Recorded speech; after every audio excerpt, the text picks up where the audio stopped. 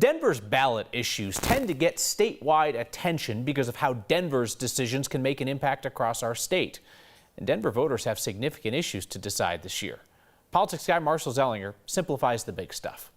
Denver residents are being asked to let the city borrow hundreds of millions of dollars for dozens of reasons to improve the zoo, sidewalks, convert hotels to homeless shelters, add bike lanes, playgrounds, even a new arena. But unless you're fluent in politices, you may not realize how simple of a question you're being asked to vote on. I went to law school and I still had to get out my Latin dictionary. Scott Martinez is a former Denver city attorney who we went to for help simplifying the ballot language so even I could understand. For instance, ballot issues 2A through 2E are about letting the city issue bonds, borrow money, to pay for a number of needs. This is how long ballot issue 2A is in English. The bottom is the same in Spanish.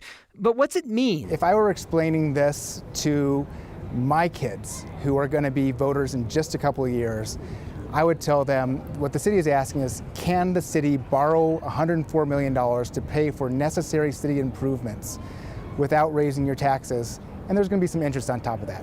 Is that okay? See if this helps you with issue 2B. Can the city borrow $38.6 million plus interest for homeless shelters? How about 2C? Yeah, the city's asking if it can borrow money to pay for transportation. And 2D? Can the city borrow some money to pay for Parks and Rec? 2E asks, can the city borrow $190 million plus interest for a 10,000-seat arena and public market at the National Western Campus?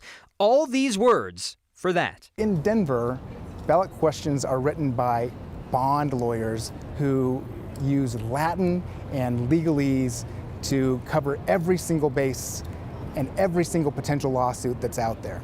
We can do better. How can we do better? Write ballots for the people voting and not for the courts that they may end up in.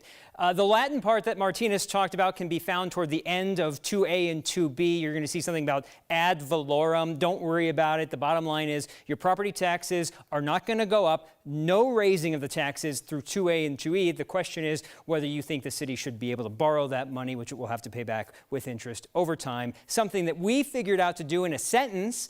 I'm sure there are people that will be handling the results of this that would say, look, it can't be that simple.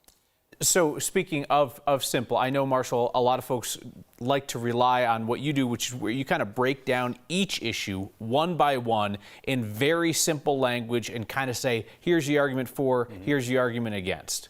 We'll be doing that again, just like we did last election. Ballots should be arriving starting Monday, most likely, next Monday.